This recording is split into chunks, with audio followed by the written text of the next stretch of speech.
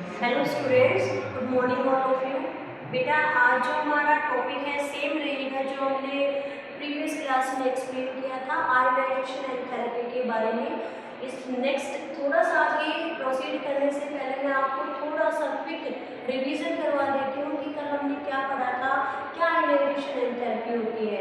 तो ionisation enthalpy के बारे में हमने कल क्या पढ़ा था, the minimum energy that required to convert a isolated gaseous atom into its cation means हमें एक आइसोलेटेड गैशियस न्यूक्लियर एटम को उसके कैटाइन में कन्वर्जन के लिए जो मिनिमम एनर्जी रिक्वायर्ड होती है उसी एनर्जी को हम क्या बोलते हैं, आयोनाइजेशन एंथैल्पी, या फिर हम उसको आयोनाइजेशन एनर्जी बोल सकते हैं। आई इसका शॉर्ट फॉर्म है, डेल्टा एच इसका डेल्टा एच जो है इसका रिप्रेजेंट करने का तरीका है। कल हमने फिर उसका एक्सप्लेनेशन भी दिया था कि कैसे आपका जो फर्स्ट आयोनाइजेशन एंथैल्पी है ग्रेटर देन होती है सेकंड से, और सेकंड वाली ग्रेटर देन होती है थर्ड से, क्योंकि वहाँ पर जो नंबर ऑफ प्रोटॉन है न्यूक्लियस में वो बढ़ जाते हैं और इलेक्ट्रॉन के निकलने की वजह से इलेक्ट्रॉन्स का नंबर क्या हो जाता है, डिक्रीज हो जाता है, जिसकी वजह से न्यूक्लियस के electrostatic force of attraction increase होता है जो इलेक्ट्रॉन को ईजिली अब रिमूव नहीं होने देता है। तो इस वजह से जो एनर्जी है वो थोड़ी सी इंक्रीज होती है। ठीक है, अब इसी टॉपिक को हम आगे फॉरवर्ड कर रहे हैं और जो हमने उसके एक एग्जाम्पल से समझते हैं। सबसे पहले तो हमने एग्जाम्पल लिया है एल्यूमिनियम का। अब एल्यूमिनियम क्या होता है, एल्यूमिनियम में मिनिमम हम थर्ड जो आयोनाइजेशन एंथैल्पी निकाल सकते हैं, फोर्थ में निकाल सकते हैं, लेकिन अभी हमने थर्ड तक ही निकाला है। तो एल्यूमिनियम 1 इलेक्ट्रॉन लॉस करके एल्यूमिनियम प्लस बनेगा। यहाँ पर उसकी जो डेल्टा H1 जो बनेगी वो बन रही है 577 किलोजूल पर मोल। ठीक है, फिर हमने सेकंड सक्सेसिव आयोनाइजेशन किया, वहां पर जो डेल्टा H2 बन रही है वो है 1795 किलोजूल पर मोल। फिर हमने एल्यूमिनियम का थर्ड सक्सेसिव आयोनाइजेशन किया और उसके अंदर जो आपकी थर्ड आयोनाइजेशन एनर्जी है मींस डेल्टा H3 वो जो निकल के आई है वो सामने आई है 2758 किलोजूल पर मोल। ठीक है, ये आपकी सक्सेसिव आयोनाइजेशन एंथैल्पीज है। किसके केस में, conversion of aluminium gaseous atom to Al+3 के अंदर। ठीक है, अब हम क्या देखते हैं, आपको ये पता होना चाहिए क्योंकि सबसे ज्यादा यहाँ से जो क्वेश्चन अराइज होता है ये अराइज होता है which oxidation state of that atom is most stable. Means हमारे पास यहाँ पर 3 ऑक्सीडेशन स्टेट है एल्यूमिनियम की, एल्यूमिनियम +1, एल्यूमिनियम +2 एंड एल्यूमिनियम +3। ठीक है, तो इनमें से कौन सी जो ऑक्सीडेशन स्टेट है वो इस एटम की सबसे मोस्ट स्टेबल स्टेट होगी, इसमें सबसे ज्यादा क्वेश्चंस पूछे जाते हैं।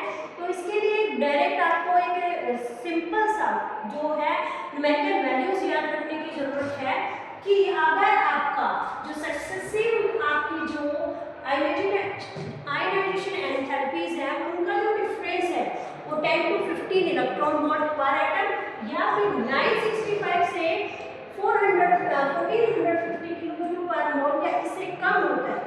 ठीक है, 10 to 15 इलेक्ट्रॉन वोल्ट या फिर 965 to 1450 किलोजूल पर मोल से अगर कम होता है या इसके बराबर होता है तो हमेशा एटम की हायर ऑक्सीडेशन स्टेट को मोस्ट स्टेबल स्टेट माना जाएगा। अगर ये डिफरेंस 10 to 15 मतलब 15 इलेक्ट्रॉन वोल्ट से ज़्यादा रहेगा तो उस एटम की जो लोअर ऑक्सीडेशन स्टेट है वो हमेशा क्या रहेगी, स्टेबल मानी जाएगी। ठीक है, अब हम देखते हैं एल्यूमिनियम के केस में हमने क्या किया है, हमारे पास ये सक्सेसिव इसकी क्या है आयोनाइजेशन एंथैल्पी है। उन आयोनाइजेशन एंथैल्पी का हम डिफरेंस करते हैं। फर्स्ट डिफरेंस जो होगा delta H2 minus delta H1 जो आया है 1218 किलोजूल पर मोल निकल के, और जो सेकंड आपका जो डिफरेंस है delta H3 minus delta H2 वो आया है 963 किलोजूल पर मोल। अब आपने आपको डायरेक्ट ऑब्जर्वेशन से पता चल रहा है कि ये दोनों ही जो वैल्यूज हैं वो इस रेंज में लाई कर रही है। कौन सी रेंज में, 965 से 1450 किलोजूल पर मोल की रेंज में लाई कर रही है, जिसका मतलब क्या है कि ये हमारा जो ऑक्सीडेशन स्टेट है इस एल्यूमिनियम की वो हायर ऑक्सीडेशन स्टेट जो होगी वो सबसे मोस्ट स्टेबल मानी जाएगी। ठीक है, अभी इसमें कुछ न्यूमेरिकल है वो न्यूमेरिकल देख लेते हैं हम लोग। लैंग्वेज दी हुई है। लैंग्वेज क्या है? Calculate the energy required to convert all the atom of magnesium to magnesium ion. कहने का मतलब ये है मैग्नीशियम से मैग्नीशियम आयन में जितना भी एटम्स का कन्वर्जन है उसमें कितनी एनर्जी का रिक्वायरमेंट होगा वो हमें इस यहाँ पे क्या करना है? निकालना है। ठीक है, तो इसमें हमें ये रखा है कि जो हमारा मैग्नीशियम है ना वो 24 mg है। मैग्नीशियम हमारा कितना है? 24 mg है। ठीक है, अब उसमें फर्स्ट एंड सेकंड आई ही और दे दी है हमारे मैग्नीशियम की, तो सिंपल है, हमें आई ही पता है तो हमें पता है कि हमें जो सक्सेसिव आयनाइजेशन एंथैल्पी निकालनी है दो ही स्टेप में निकालनी है, एक मैग्नीशियम से मैग्नीशियम प्लस, दूसरा मैग्नीशियम प्लस से मैग्नीशियम 2 प्लस।